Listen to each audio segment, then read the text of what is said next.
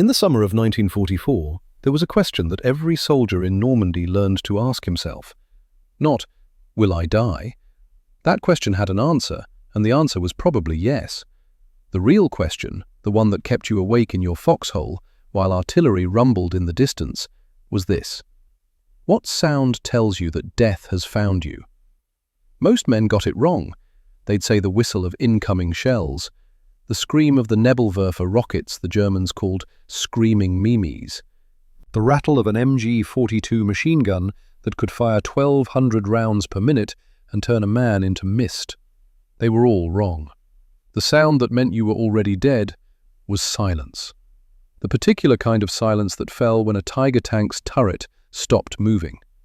When 70 tons of German steel and mathematics locked its 88mm cannon onto a point in space that you currently occupied. In that frozen heartbeat between motion and stillness, every other sound in the universe vanished. Your heartbeat, your breathing, the wind through the leaves, gone. Just you and that black circle of steel, and the certainty that the laws of physics were about to work against you. Private First Class Elliot Whitmore heard that silence at 0730 hours on July 9th, 1944. The hedgerows of Normandy looked nothing like a battlefield. If you'd never seen them, if you were looking at photographs back in the States, you'd think they were the kind of pastoral French countryside that belonged on a postcard. Ancient walls of earth and stone, crowned with hawthorn and oak, dividing fields that had been farmed since before America existed. Beautiful, if you ignored the corpses. The bocage, the French called it. The locals had spent 1,000 years building these earthen barriers to mark property lines and keep cattle from wandering. It took the 29th Infantry Division exactly 3 days to learn that the bocage was the perfect defensive terrain. Every field was a fortress. Every lane was a kill box. Every gap in the hedge was a place where good men went to die. Elliot crouched behind one of these walls, his M1 Garand rifle gripped so tight his knuckles had gone bloodless. He was 19 years old and looked 16, smooth-faced except for the pathetic attempt at sideburns that weren't fooling anybody. The army had issued him a helmet that sat too low on his head, constantly sliding forward over the thick-rimmed glasses he had to push back up his nose every 30 seconds. 7 months ago, he'd been studying thermodynamic equations at the California Institute of Technology in Pasadena. His biggest worry had been the midterm exam on heat transfer coefficients. Now he was learning the coefficient of fear, measured in heartbeats per second while waiting for death. The morning air was cool still, maybe 82 degrees, but the humidity made it feel like breathing through wet cloth. The smell was complex. Crushed apples from an orchard that had been shelled into splinters, cordite residue from the firefight at dawn, diesel exhaust. And underneath it all, the sweet, sick smell of death that you never got used to no matter how many times you encountered it. Sergeant Dutch Brenner moved down the line of men pressed against the hedgerow. He was 42, with a face that looked carved from old boot leather. 3 years into this war, and he developed the kind of exhaustion that sleep couldn't touch. His Thompson submachine gun was an extension of his arms. He'd been carrying it so long he probably slept with it. He knelt beside Elliot. "You good, Specs?" The nickname had stuck after a mortar fragment destroyed Elliot's spare glasses, and he'd spent 2 days squinting like a mole. The squad thought it was hilarious. Elliot thought it beat Professor, which made him sound like he was lecturing them. "Defining good is subjective, Sergeant." "That's a no." Brenner pointed through a gap in the brush. "Tiger tank, 200 yards up that lane, blocking the crossroads. Battalion needs it gone by 2100 hours tonight, or they're calling in strategic bombers to level this whole sector." Elliot felt his stomach drop. With us in it? War doesn't care about details, Specs. Through the leaves, Elliot could see it. The Panzerkampfwagen 6 Tiger Ausf E. Even the German designation sounded like a death sentence. He'd studied the specifications in training. 88mm KWK 36 main gun. Effective range against armor, 2,000 meters. Frontal armor, 100mm at 25 degrees slope. Powered by a Maybach HL230P45 engine, producing 700 horsepower.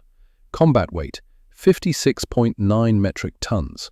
On paper, it was fascinating engineering. In person, it was a dragon.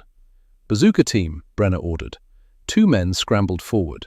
Private First Class Red Henshaw, a kid from Kentucky with hair the color of rust and a smile that belonged on a baseball field, not a battlefield. He was the loader. The gunner was an older man, maybe 35, with the steady hands of someone who'd done this before and somehow survived. Elliot watched them position the M1A1 rocket launcher. His mind automatically ran the calculations. Bazooka rocket, M6A3. Muzzle velocity, 270 feet per second. Maximum effective range against armor, 150 yards.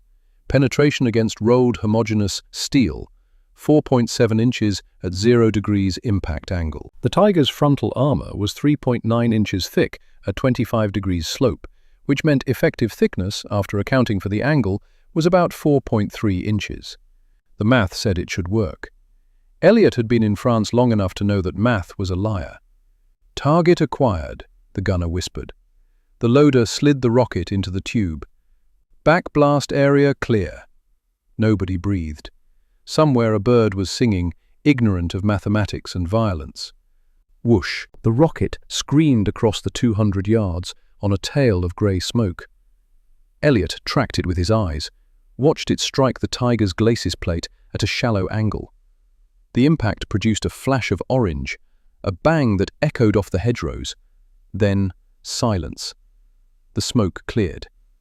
There was a black scorch mark on the German steel. Nothing more.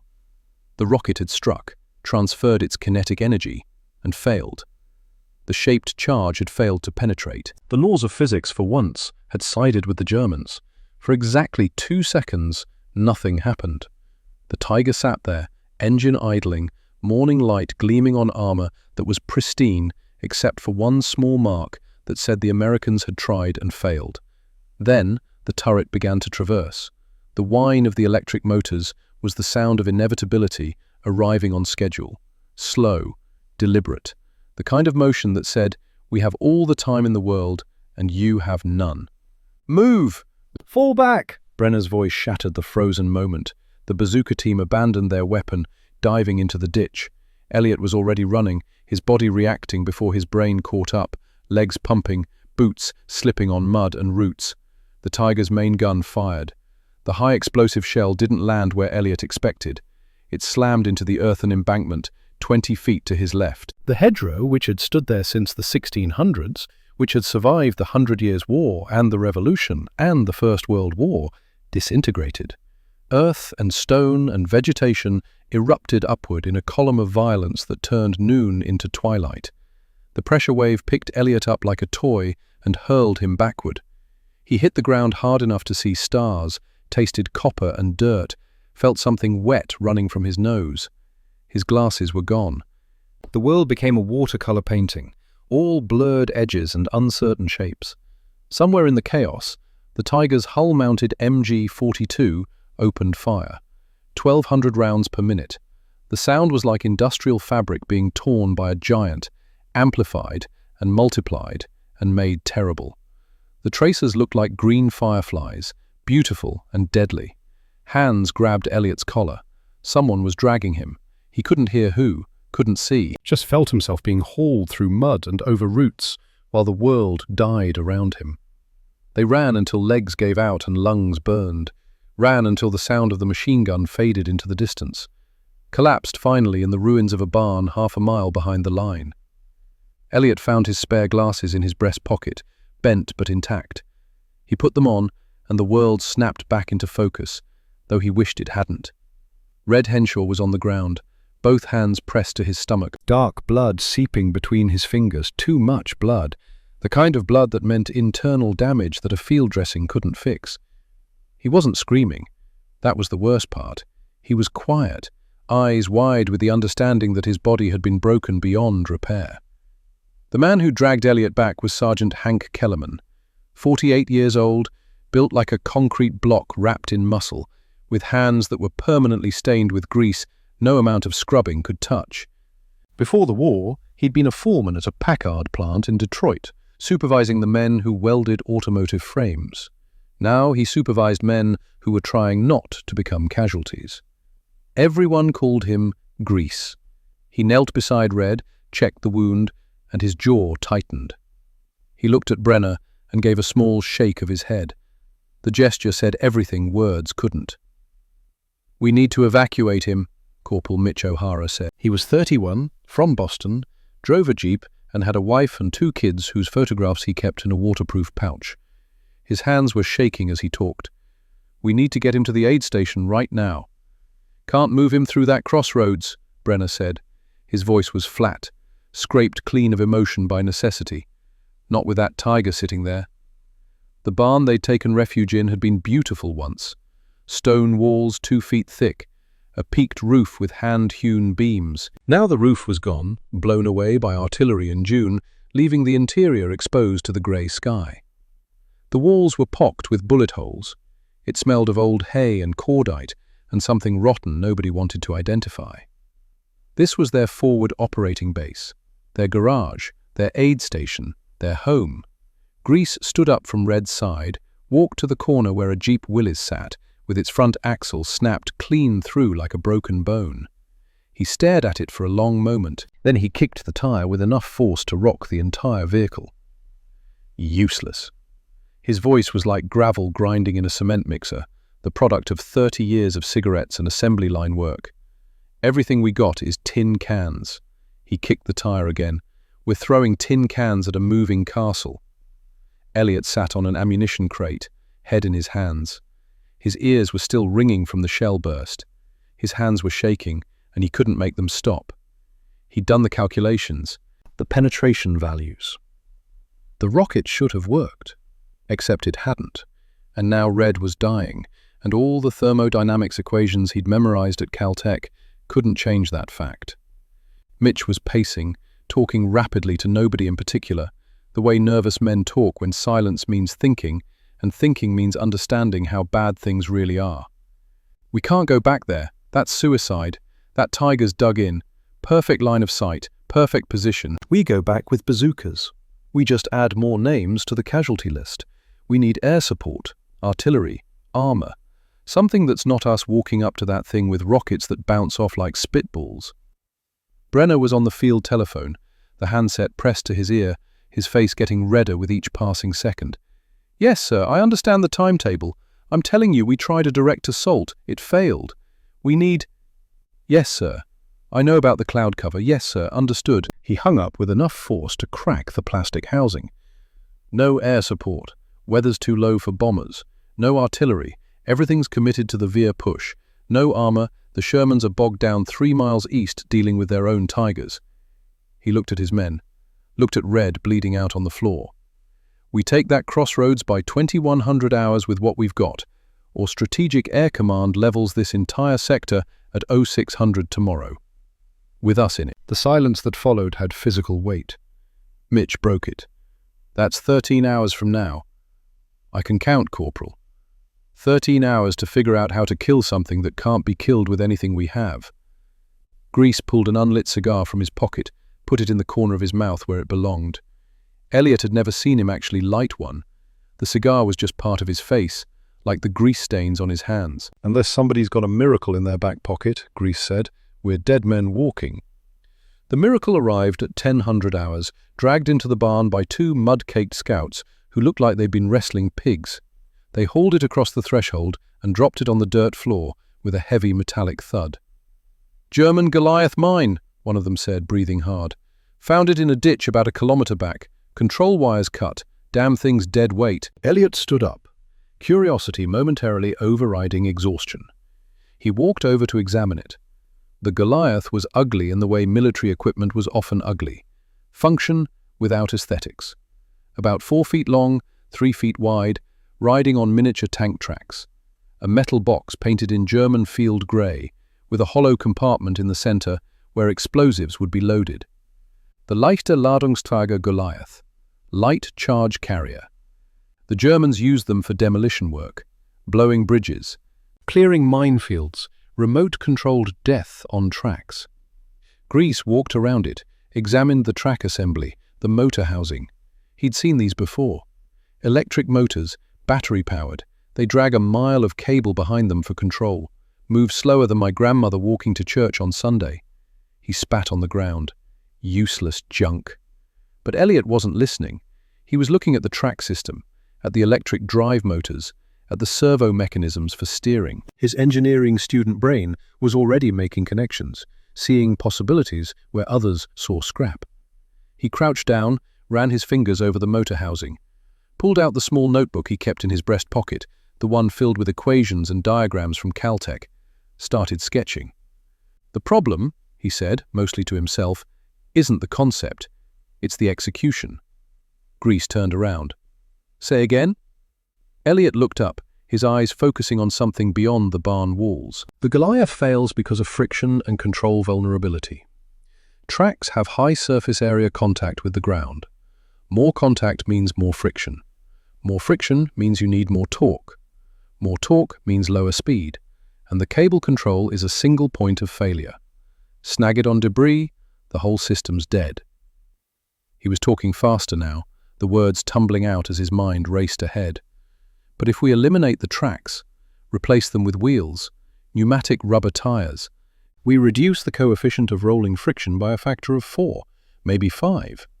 Same motor power, drastically less resistance. We could make it fast, really fast. Grease frowned. Fast doesn't help if you can't steer the damn thing. Radio control, not cable, radio frequency transmission. Mitch laughed, but there was an edge of hysteria in it. Radio? Specs, the reception out here is garbage. We can barely pick up the BBC on a clear night. Not long-range broadcast, short-range, line-of-sight control. Maybe 200 yards maximum effective range.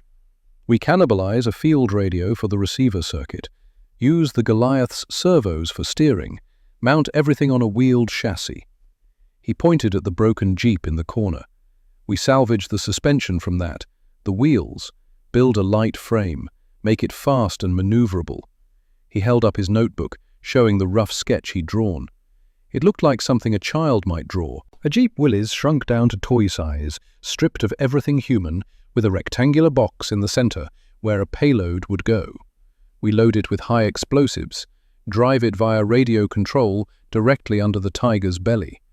The ventral armor is the weakest point, 3.1 inches, maybe less at the weld seams. 50 pounds of composition B, detonated from below, the blast vector goes straight up into the crew compartment and ammunition storage. He looked at Grease, then at Brenner. It's a guaranteed kill. The barn went completely silent. Even Red's labored breathing seemed to pause. Grease walked up to Elliot, looked down at him. The sergeant had a full head of height and probably 80 pounds of muscle on the skinny college kid. You want to build a toy car? Yes. Load it with enough explosives to level this barn? Yes. And drive it by radio control into the belly of a Tiger tank? Yes. Grease stared at him for a long moment. Then he took the notebook, studied the sketch more carefully. His eyes tracked the lines, the proportions, the rough calculations scribbled in the margins. He handed it back. You're completely out of your damn mind. Elliot swallowed. Probably. I like it. Brenner stepped forward, his command presence filling the barn. Absolutely not. We're not building some college science project when we should be planning a real assault. Elliot turned to face him. His voice came out steadier than he felt. With what, Sergeant? The bazookas that bounced off? The air support that's not coming? The tanks that are somewhere else fighting their own battles? He gestured toward Red, whose breathing was getting shallower. We go back in there with conventional weapons, we're just adding more casualties. Watch your tone, Private. I'm watching 30 men die, Sergeant, including me. The field telephone rang. Brenner grabbed it. Brenner. Yes. When did this happen? How many? His face went pale. Understood, sir. He hung up slowly, the handset resting in the cradle like it weighed 50 pounds. That Tiger killed 2 more Shermans this morning. 75th Tank Battalion. Both tanks destroyed at 1,500 yards. The crews never saw it coming. 8 men dead. He looked at the faces in the barn. There are no tank replacements available. No armor support is coming. No air cover. No artillery, just us, and whatever we can improvise. The weight of those words settled over them like a burial shroud. Brenner walked over to Elliot's sketch, studied it for a long moment. When he spoke, his voice was different, still hard, still authoritative, but with a crack in it that said he was out of options. "Can you actually build this?" Grease pulled the cigar from his mouth, examined it like it held divine wisdom. "I've got 2 starter motors from the wrecked GMC out back. High torque, 12 volt. I can weld a tube frame from angle iron. Use the Goliath servos, wire them to the radio receiver." He looked at Elliot. "His math, my metal." "How long?" "Honest answer, never done anything remotely like this. Could take 6 hours. Could take all 13 we've got." Brenner checked his watch. 1,000 hours. 11 hours until deadline.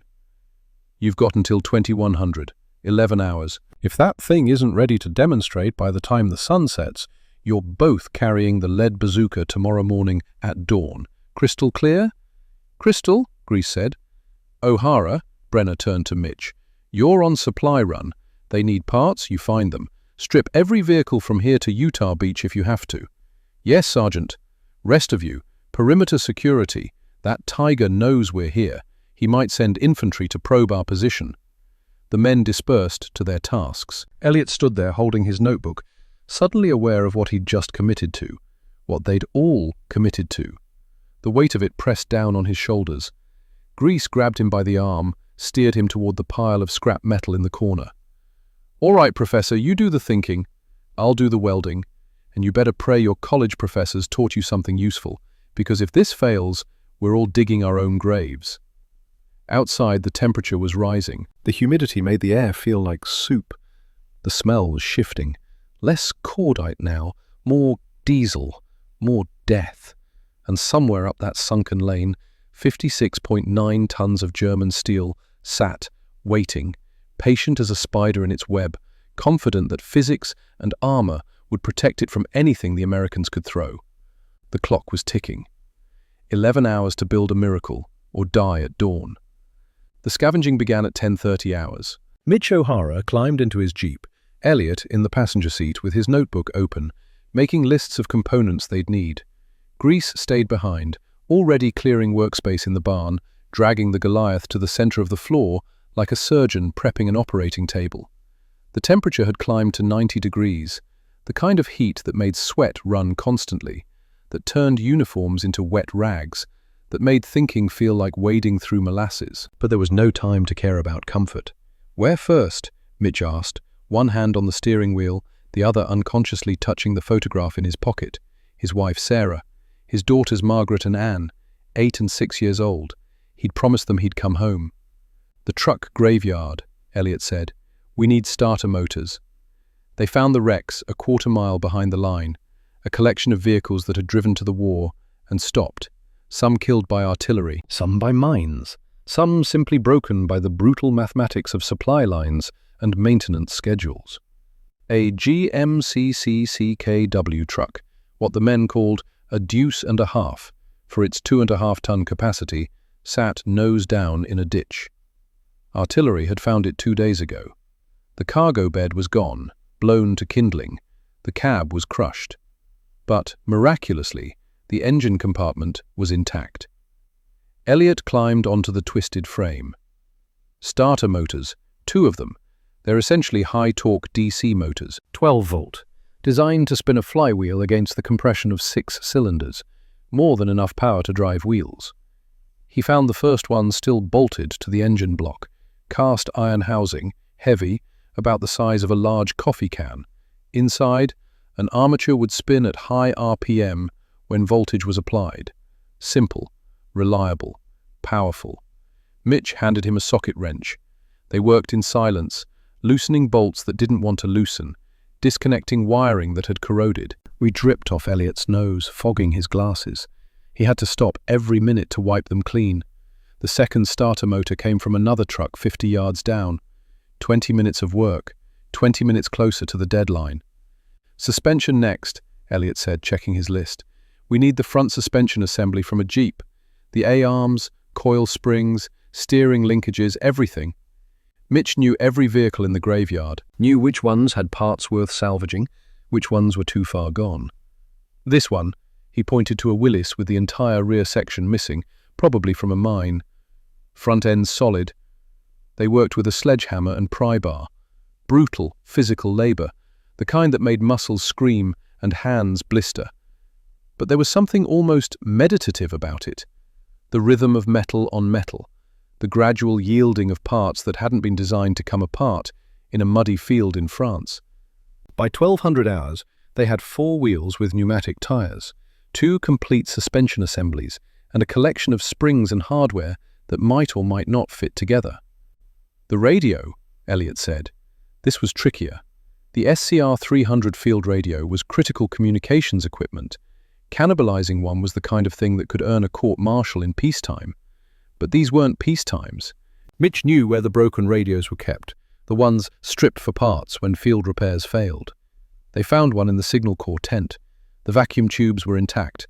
The receiver circuit was functional, just needed a new power transformer that supply hadn't sent yet. Elliot carefully extracted the components, wrapping them in cloth like they were made of crystal, which, in a sense, they were. Vacuum tubes were glass. Drop one, and you'd have to start over. By 1300 hours, they'd hauled everything back to the barn. Grease had been busy. He'd cleared the center of the space, set up an acetylene welding rig, arranged his tools with the precision of a craftsman who'd spent 3 decades working metal for a living. Hammers arranged by weight, wrenches in order of size. Everything had a place. He looked at the pile of salvaged parts like Michelangelo looking at a block of marble. "All right, Professor, walk me through the theory." Elliot opened his notebook to the detailed sketches he'd been refining. The chassis needs to be light, but structurally rigid. I'm thinking tubular steel frame, welded construction. The starter motors mount here and here on the rear axle, 1 per wheel, direct drive, no transmission. We're sacrificing torque multiplication for simplicity and weight savings. The front wheels are passive, controlled only by steering. Grease studied the drawings. Weight distribution's going to be arse-heavy with those motors in back. That's acceptable. We want weight on the drive wheels for traction. The explosives in the center will balance it out. How much explosive are we talking? 50 pounds. Composition B. Grease whistled low. That's enough to turn this barn into sawdust. That's the idea. And detonation? Primary system is an impact fuse mounted on the front bumper. Copper blasting cap. When it hits something solid at velocity, inertia triggers a firing pin. Backup is radio-controlled. Red button on the control box. Grease lit his torch. The flame bloomed blue-white, hissing like an angry serpent. The smell of burning acetylene filled the barn, sharp and acrid. Then we better make sure it hits what we're aiming at. The work began at 1330 hours. Grease cut angle iron with the torch. Each cut measured twice, executed once. Old habits from the assembly line, where a 1/16 of an inch could mean the difference between a car that drove smooth and one that rattled itself apart at 50 miles per hour.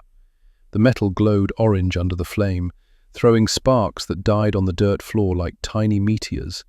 Each cut was clean, professional, the work of a man who understood that metal had a memory and would remember if you treated it wrong. Elliot worked on the electronics. He spread the radio components on a clean tarp, the vacuum tubes lined up like a surgeon's instruments. The receiver circuit had to be modified to accept steering commands from the control box he'd built. He soldered connections with hands that were steadier now, the fear burned away by the focus of creation. Mitch shuttled between them, holding frame pieces while Grease welded, running for tools, for wire, for anything they needed. He talked while he worked, a stream of nervous consciousness. Sarah's going to kill me when I tell her about this. If I get to tell her. Her last letter, she thinks I'm doing supply runs. Safe, rear echelon work. Didn't have the heart to tell her I'm building a robot bomb in a barn while a Tiger tank sits 200 yards away. Less talking, more holding, Grease said, his voice muffled behind the welding mask. The frame took shape slowly. 4 feet long, 2 feet wide, a skeleton of tubular steel that looked fragile but was stronger than it appeared. Simple geometry. A rectangle with cross braces and mounting points. Beauty in functionality. By 1600 hours, the basic chassis was complete. Grease killed the torch, stepped back, wiped sweat from his forehead with a rag that was black with soot. The frame glowed dull red in the afternoon light filtering through the ruined roof. Not bad for government work. The sun was past its zenith now, starting the long slide toward evening. Someone had rigged up work lights powered by a portable generator that chugged outside. The lights cast harsh shadows, turned the workspace into a stage where the only show was life versus death. At 1700 hours, they mounted the starter motors. This was critical. The motors had to align perfectly with the rear axle. The coupling had to be solid. When voltage hit those motors, they'd try to spin at thousands of RPM. Any wobble, any misalignment, and the whole assembly would shake itself apart. Grease fabricated mounting brackets from scrap steel, welding them to the frame with the precision that came from muscle memory. Each weld was perfect, each joint sound. While he worked, Elliot explained the physics. The Goliath fails because it fights friction. Steel tracks on Earth. The coefficient of rolling resistance is approximately 0.05. That means 5% of the vehicle weight is constantly working against forward motion. Pneumatic tires on firm ground, coefficient drops to 0.01. 1%. We're reducing resistance by a factor of 5. He drew diagrams in his notebook. Same input power, 1/5 the resistance. Newton's second law. Force equals mass times acceleration. Same force, less resistance, higher acceleration. The math says we can hit 30 miles per hour, maybe more. Grease tightened the bolt, testing the motor mount. In English, Professor. Wheels make it fast. Fast means the tiger can't track us with the gun. Why didn't you just say that? Because understanding the principles means we can troubleshoot when something goes wrong. When, not if. Always assume something will go wrong. Plan for it. At 1830 hours, they had the rolling chassis complete. 4 wheels, 2 motors, a frame. It sat on the barn floor, looking like an oversized child's toy, built by someone with access to industrial tools.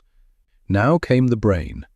Elliot took the servo motors from the Goliath, small electric actuators that could turn a shaft left or right on command. German engineering, overbuilt in that way Germans overbuilt everything. He mounted them to the front axle, connected them to the steering linkages using tension cables salvaged from a bicycle. Mechanical advantage, he explained to Mitch, who was watching. The servo doesn't have to be powerful if we use leverage correctly. The cable runs through this pulley system, 2-to-1 ratio. The servo rotates 10 degrees, the wheel turns 20. Simple machines, Grease said from across the barn. Simple machines win wars. The receiver circuit went into a wooden box Elliot built from ammunition crate slats. Careful work with a coping saw and wood glue. Not pretty, but functional. He wired the servos to the output terminals, checked each connection 3 times. 1 reversed wire, and the steering would go backward. At 1900 hours, they encountered their first serious problem: power distribution. The starter motors needed 12 volts at high amperage to spin fast. The radio receiver needed 6 volts at low amperage for the vacuum tubes. Running both off the same battery would cause voltage sag, brownouts, unpredictable behavior. We need isolated power systems, Elliot said. 2 6-volt batteries in series for the drive motors, separate 6-volt battery for the receiver. And we need voltage regulation so the receiver stays stable when the motors draw heavy current.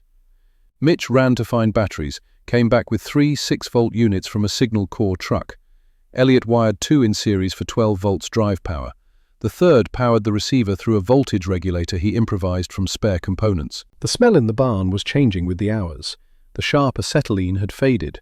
Now it was solder flux, that sweet, acrid smell of melting rosin, sweat and cigarette smoke, and the ever-present odor of grease that seemed to leak from Grease himself. At 2000 hours, Brenner came to check progress. He stood at the edge of the workspace, watching them work under the harsh lights. Didn't speak for a long time, just watched Grease weld a battery mount. Watched Elliot test the servo response with a multimeter. Watched Mitch hold a work light steady. Finally, "You really think this'll work?" Grease didn't look up. "Ask me in an hour." "I'm asking now." Elliot turned around. His face was smudged with soot. His glasses had a hairline crack in one lens he hadn't noticed until now. He looked like he'd aged 5 years in 9 hours. Theoretically, yes.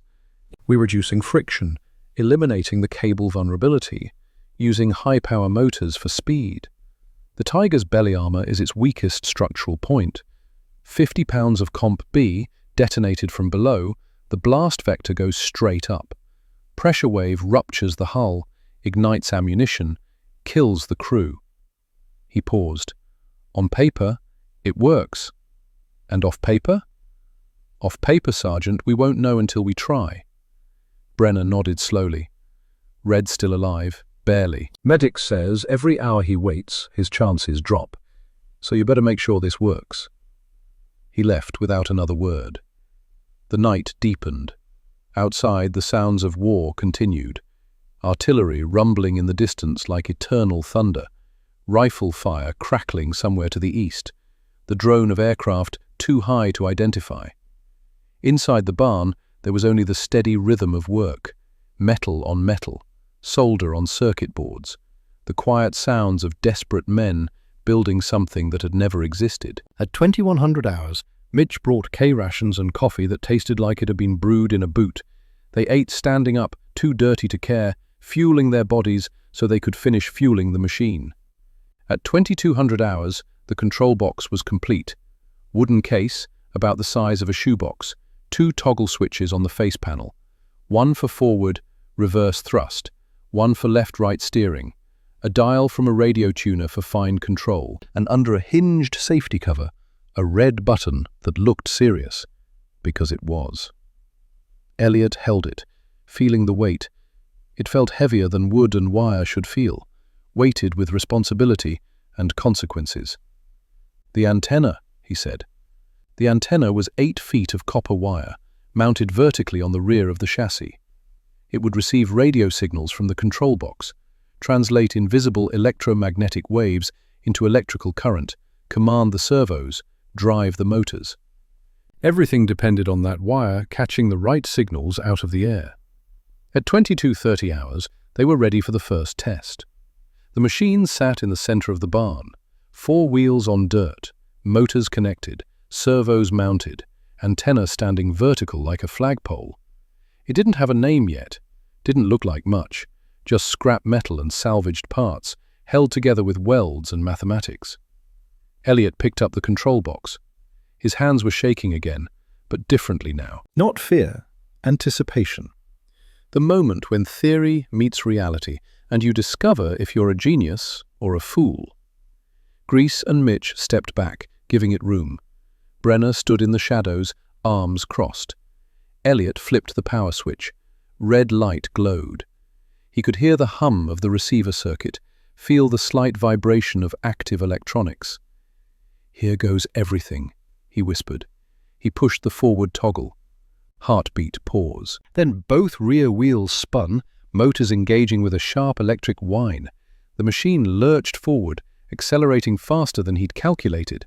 It shot across the barn floor, wheels kicking up dust, heading straight for the far wall. "Left!" Mitch yelled. Elliot cranked the steering dial left. Static erupted from the control box. The antenna sparked orange. The machine jerked hard right, completely ignoring the command. The front wheels turned the wrong direction. It slammed into a stack of ammunition crates at full velocity. The crash was catastrophic. Wood exploded into splinters. Metal shrieked.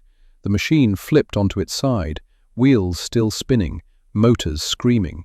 Sparks shot from the battery connections. Smoke rose from somewhere in the electrical system. Elliot killed the power. The motors died. The barn fell into shocked silence, except for the clatter of debris settling. Nobody moved. Nobody spoke. Grease walked over, grabbed the chassis, flipped it upright with a grunt. One wheel was bent at an angle. The front axle had twisted. Wires hung loose like severed nerves. He looked at Elliot, then at the clock. 22:45. They had 8 hours and 15 minutes until deadline. "Well," Grease said, his voice carefully neutral, "that didn't go as planned." Brenner stepped forward. "That's it? That's what you've been building all night? A toy that crashes into walls?" Elliot was staring at the wreckage, his mind racing through the failure analysis. The generator. Outside. The spark plugs are creating broadband electromagnetic interference. Same frequency band as our receiver. The signal's getting scrambled. The steering commands are being drowned out by noise. In English specs. The generator is accidentally jamming our radio control. Then shut it off. We need it for the work lights. Then fix it another way. You've got 8 hours. Grease was already examining the bent wheel, the twisted axle. This is repairable. Straighten the wheel, re-weld the mount.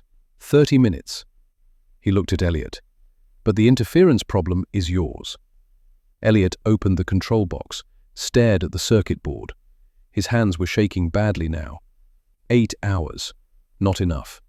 The math said it wasn't enough. But the math also said the bazooka should have worked, and it hadn't. Sometimes math lied, and you had to improvise. He thought about his electromagnetic theory professor at Caltech, Dr. Morrison, who'd spent 3 lectures on radio frequency interference and how to mitigate it. The lectures had seemed theoretical and useless at the time. Nothing was useless now.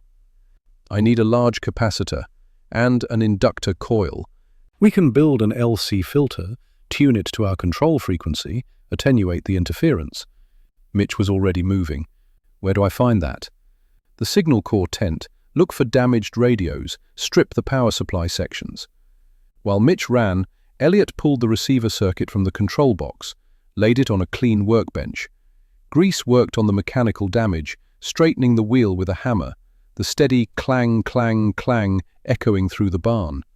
The sound was almost comforting. Proof that repair was possible, that failure wasn't final. Mitch returned 10 minutes later with components. Elliot's hands were steady again, the shaking burned away by focus. He soldered the capacitor into the circuit, added an inductor coil wound from copper wire.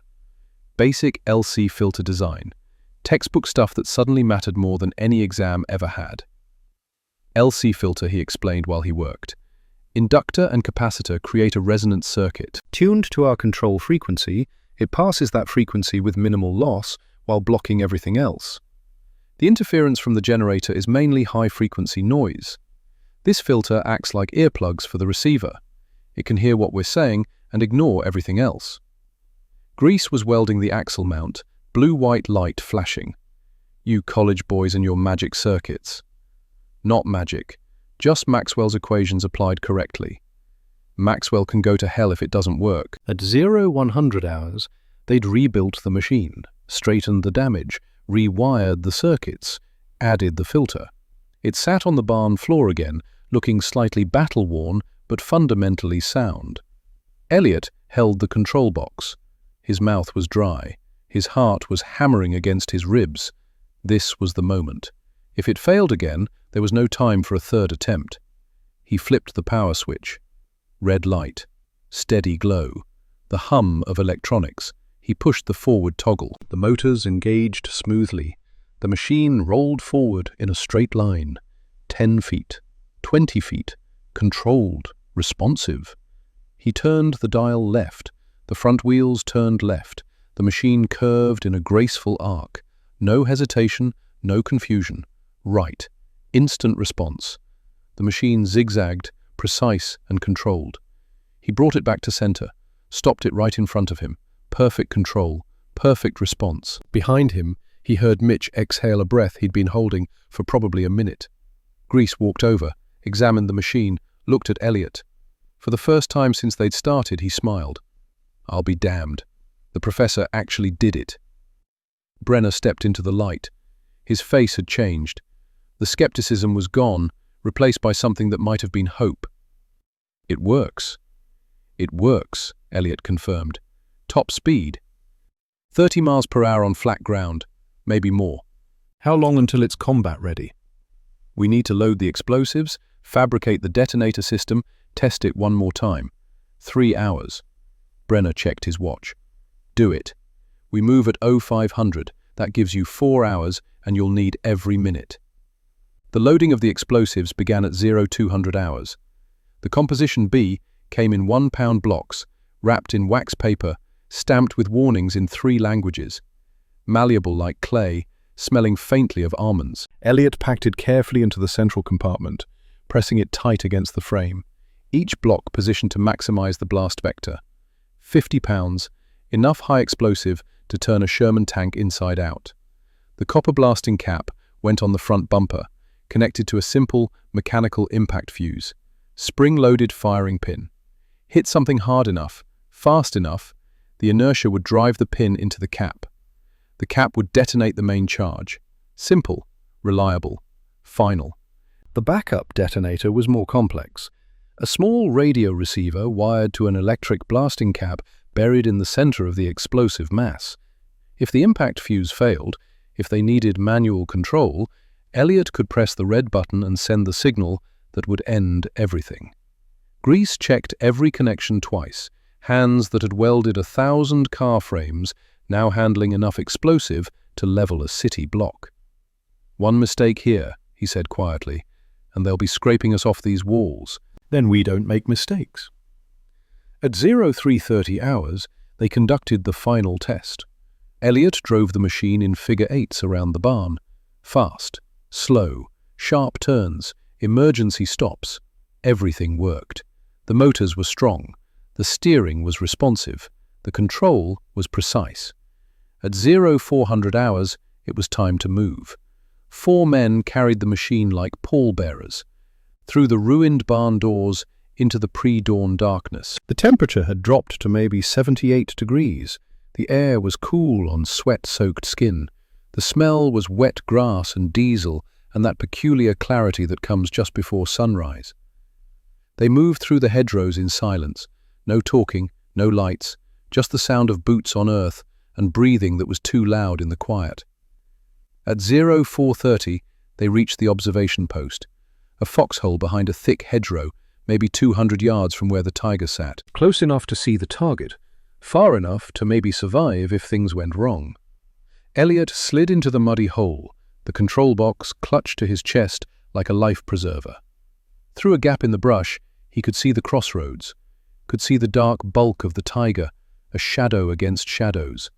Grease settled beside him, pulled out his cigar. For the first time in 3 weeks, in front of God and Elliot and the approaching dawn, he bit the end off and lit it with his Zippo. The flame illuminated his face for a moment. "You ready for this, Specs?" Elliot's hands were shaking again. "No." "Good answer. Means you're thinking clearly. What if I miss? What if the signal fails? What if—" Grease's hand clamped on his shoulder, firm and warm through the wet fabric. "Listen to me. You're the smartest guy I've ever met. You built a machine that shouldn't exist. You solved problems that had no solutions. You did it in 12 hours with scrap metal and borrowed parts. Trust yourself." In the distance, the tiger's engine coughed. Once, twice, then caught with that deep Maybach rumble that made the ground vibrate under their bodies. Brenner's voice came from behind them. "They're waking up. It's almost time." The sky was lightening in the east. Not sunrise yet, but that grey pre-dawn twilight when the world transitions from darkness to possibility. Elliot positioned the machine at the forward edge of the foxhole, 10 feet ahead in the tall grass. The antenna trembled in the morning breeze. The wheels sat ready on soil that had been farmland for 1,000 years and battlefield for 3 weeks. His thumb hovered over the forward toggle. Behind them, Red Henshaw was still alive, still bleeding, still waiting for a road that was clear enough to evacuate him. 30 men were waiting to find out if they'd see tomorrow. Elliot took a deep breath. The smell was morning dew and gun oil, and the smoke from Grease's cigar. "Show them what American engineering can do," Grease said softly. Elliot pushed the toggle forward. There is a moment in every battle when time itself holds its breath, when the chaos of war compresses down to a single point of absolute focus, when the entire universe consists of you and a target and the invisible thread of connection between. This was that moment. The machine leaped forward with a high-pitched whir that sounded almost harmless, not the roar of artillery, not the rattle of machine guns, just a soft electric hum, like a child's toy waking up on Christmas morning. But this toy was carrying enough explosive to rewrite the morning. It shot out of the tall grass at a speed that made Elliot's breath catch, faster than he'd calculated. The wheels bit into the torn earth, the suspension soaking up the ruts and craters, the electric motors screaming at maximum RPM. 25 miles per hour. 30. Faster. Through the morning mist, the German tank commander stood in the Tiger's turret hatch, binoculars to his eyes. He was scanning the hedgerows for threats his training had taught him to recognize. Sherman tanks, anti-tank guns, bazookas, the standard tools of American assault tactics. He wasn't looking for a toy on wheels. The machine bounced wildly over the rutted ground. Every crater sent it briefly airborne, all four wheels off the earth, then slamming back down with the suspension compressing hard. But it kept going, kept accelerating. 150 yards to target. The German commander lowered his binoculars, frowned, raised them again. Through the lenses, he could see something moving toward his position through the grass. Too small, too fast. Maybe debris blown by morning wind. Maybe an animal. Too absurd to be dangerous. That 3-second window of confusion was everything. "He sees it," Brenner hissed. "Zigzag specks. Don't give him a clean shot." Elliot's hands were slick with sweat on the wooden control box. He flicked the steering dial left. The machine responded instantly, swerving hard. The rear wheels broke traction, the whole vehicle sliding sideways through mud, then catching grip and accelerating again at a new angle. Right. Another swerve. Unpredictable motion. Impossible to lead with a gun sight. 100 yards. The German commander's brain finally processed what his eyes were seeing. Something mechanical, something purposeful, something coming fast and getting closer. He screamed in German, pointing. The hull-mounted MG-42 erupted. 1,200 rounds per minute. The sound was like industrial fabric being ripped by a giant. That distinctive burping roar that every soldier in Europe had learned to fear. Tracers streaked through the morning air, phosphorescent green hornets seeking to kill. The ground around the machine exploded in geysers of mud and torn grass. The gunner was walking his fire, learning the lead, compensating for speed and distance. "Left! Hard left!" Grease shouted, forgetting that Elliot couldn't hear him, that only radio waves could command the machine now. But Elliot was already moving, jerking the dial. The machine skidded sideways just as tracers stitched a line through the space it had occupied a heartbeat before. 75 yards. A bullet clipped the rear fender. The impact sent a spray of sparks into the dawn, bright orange against grey. Metal pinged.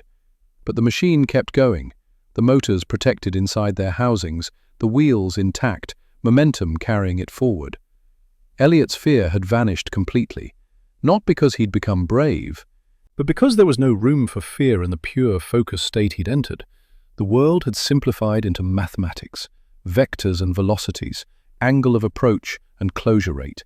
He wasn't in the foxhole anymore. He was riding on that chassis, feeling every bump, sensing the traction through some connection that transcended wires and radio waves. 50 yards. The Tiger's massive turret began to traverse, electric motors whining as they tried to bring the 88mm cannon to bear. But the gun was designed for long-range precision, for killing Shermans at 1.5 kilometers, for targets that moved in predictable lines. It wasn't designed for something already inside its effective engagement range and closing at 35 miles per hour. "He can't get the angle," Brenner said, his voice rising. The geometry's working against him. The physics was perfect, beautiful. The Tiger's main gun could depress 8 degrees below horizontal. At 50 yards, that meant the barrel couldn't aim lower than roughly 9 feet above ground level. The machine was 2 feet tall. Geometry had become a weapon. 40 yards. The MG-42 gunner was good, experienced. He'd learned the lead now, compensating perfectly for the erratic motion. The next burst would connect. Elliot pushed the throttle to maximum. The batteries dumped their remaining charge in one desperate surge. The starter motors went from screaming to shrieking.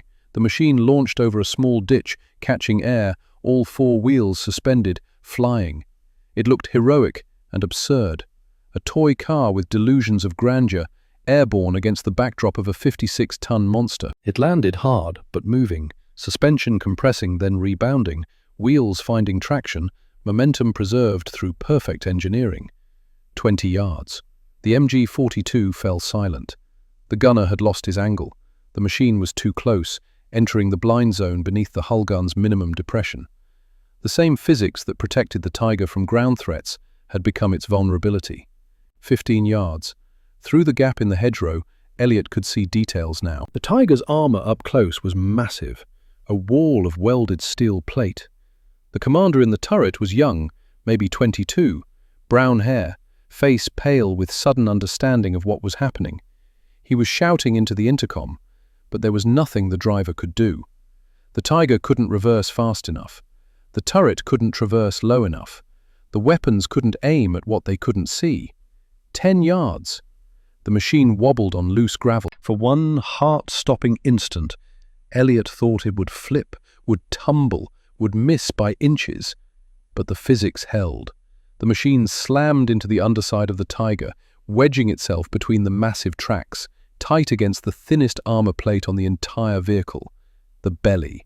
3.1 inches of steel that had been engineered to protect against mines, not against a precisely delivered 50-pound charge of Composition B. Elliot's hand came off the steering dial. He looked at the red button under its protective cover, the one wired to the radio detonator, the one that would send an electromagnetic signal to a receiver that would close a circuit, that would fire a blasting cap, that would turn metal into superheated gas. His hands weren't shaking. He lifted the cover, pressed the button. The explosion wasn't just sound. It was a physical fact that rewrote the morning. A sphere of orange fire and black smoke erupted from beneath the Tiger, expanding faster than perception. The pressure wave, moving at the speed of sound plus, caught 56.9 tons of German engineering and lifted it. Actually lifted it. The entire tank jumped 2 feet off the ground, all that mass momentarily defying gravity through the brute force of chemical energy converting to kinetic. Time seemed to freeze with the Tiger suspended in mid-air, tracks unspooling, turret shifting on its ring, the whole vehicle captured in a moment of impossible levitation. Then gravity reasserted itself. The Tiger came down hard, but it came down broken.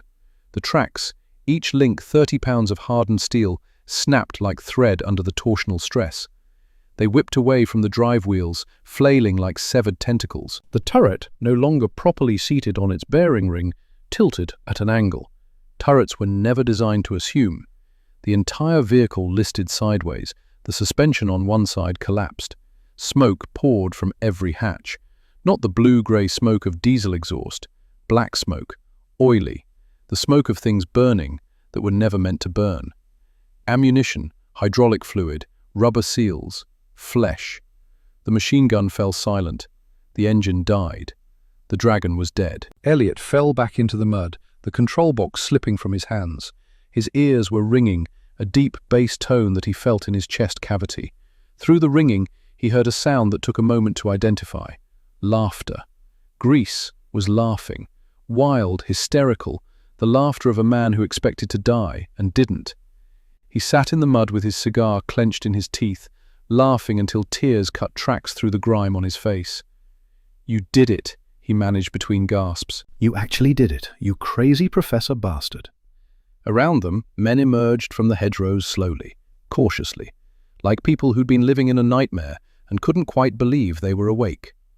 They stood in the sunken lane, staring at the burning wreck, faces slack with disbelief.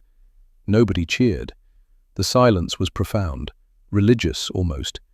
These were men who'd just witnessed the impossible, men who'd been given back their lives when those lives had already been written off as losses. The relief was too deep for celebration. Elliot stared at his empty hands, the hands that had pressed the button, the hands that had killed 5 men. Because there were men inside that Tiger, had been men, past tense now. They weren't monsters, they were somebody's sons, maybe somebody's fathers, men who woke up this morning not knowing it was their last. And he'd killed them with mathematics. "Specs," Grease's hand on his shoulder, firm and grounding. "Look at me." Elliot looked. "They would have killed all 30 of us," Grease said, his voice steady now, serious. "You saved 30 lives, that's the math that matters." "I know, but it still feels like murder." "Yes." "Good, hold on to that. It means you're still human. The day it doesn't bother you, that's when you need to worry. Brenner appeared at the foxhole edge. His Thompson gun hung loose at his side. He looked at Elliot for a long moment, then reached down and straightened the kid's helmet. "You bought us the sunrise, Specs, the whole damn day." He turned to the men behind him. "Get a medical team up here. Red's getting evacuated. Road's clear now." The evacuation took 15 minutes. They loaded Red Henshaw onto a stretcher, moved him carefully through the crossroads, while the Tiger still burned 50 yards away, the smoke column rising straight into the morning sky. The medic said he had a fighting chance now. Not a guarantee, but a chance. Better than he'd had an hour ago. One life saved for certain. 29 more that wouldn't be lost today. The sun broke through the morning mist, casting golden light across the scarred fields. The temperature was climbing again, probably hit 90 by noon, but Elliot barely noticed. He stood at the edge of the crossroads, looking at the scorch mark on the earth where the machine had vaporized itself. All that remained was one bent wheel and the antenna, still standing at an angle, reaching for signals that would never come again. Grease walked over, his cigar somehow still intact. "When we get home, after all this is over, what are you going to do? Back to Caltech?" Elliot cleaned his glasses on his sleeve. The crack in the lens caught the light. "I don't know. I don't think I want to build things that just sit there anymore." "What then?" "Machines. Machines that can go where people shouldn't. That can take the bullet so men like you don't have to." Grease was quiet for a moment. "That's a good dream, Specs." He pulled out a crushed pack of cigarettes. "You build them. I'll fix them. Deal?" "Deal." They stood together in the morning light, two men who'd been strangers yesterday and brothers today, connected by 12 hours of desperate creation and 47 seconds of controlled destruction. Brenner came over, holding the bent antenna. "This goes to ordnance. Washington needs to see what's possible when you give smart men enough motivation." The war didn't stop for miracles. The battalion moved forward, securing the crossroads, pushing toward the next objective. By noon, the 29th Infantry Division had advanced 3 miles. By evening, Saint-Lô was within artillery range, and somewhere in the bureaucratic machinery of the United States Army, a report began to circulate. A report about an unauthorized field modification that had achieved results conventional weapons couldn't match. Nobody knew it yet, but they'd just witnessed the birth of a new kind of warfare. Epilogue. The Echo. 70 years is long enough for the world to forget almost anything. Long enough for young men to become old, for old men to become memories, for memories to become museums. The National Museum of American History, Washington, D.C., April 2014. In a glass case in the World War II Innovations Wing, there's a wooden model, crude, hand-painted, clearly built by someone working fast with limited materials. 4 wheels, rectangular chassis, an antenna made from coat hanger wire bent into shape. The placard reads, "First radio-controlled combat vehicle, July 9, 1944, Normandy, France. Designed, PFC Elliott Whitmore, Caltech. Constructed, Sergeant Hank Kellerman, 29th Infantry Division. Result, 1 Tiger tank destroyed, 30 lives saved. Operational lifespan, 47 seconds. An elderly man stands in front of the case, 88 years old, still wearing thick glasses, though the prescription has changed many times over the decades. He uses a cane, though he'd argue he doesn't need it. His jacket has an embroidered patch, 29th Infantry Division, Omaha Beach, European Theatre. A younger visitor, maybe 30, stops beside him, reads the placard, frowns. 47 seconds? They built it overnight and it only lasted 47 seconds? The old man doesn't turn. We had 11 hours, used scrap metal, salvaged parts, desperation and mathematics. Still, 47 seconds seems like not much. Now the old man turns, looks at the visitor with eyes that have seen things museums can't capture. 47 seconds was enough time to cover 200 yards. Dodge machine gun fire, reach a target conventional weapons couldn't touch, kill a Tiger tank that had killed 2 Shermans that morning. He taps the glass gently. 47 seconds changed everything. The visitor studies the old man's face. Recognition dawns slowly. You were there. I built that. These hands. Elliot holds up his hands, spotted with age now but still steady, in a barn with no roof, while good men were dying. My friend Hank did the welding. I did the wiring. Together we made impossible into possible. Did your friend? Did he make it home? Elliot's face clouds. Hank Kellerman was killed 4 months later. Battle of Hurtgen Forest, November 1944. Never got to see his daughters grow up. Never got to build the machines we talked about building together. He pauses. But he lived long enough to know this mattered. The visitor doesn't know what to say to that, so he just nods respectfully and moves on to the next exhibit. Elliot stays at the case, thinking about numbers, the important numbers, the ones that don't appear on placards. 30 men saved that morning. Those 30 men came home when the war ended, got married, had children. 72 children total, according to the Veterans Association records Elliot had checked.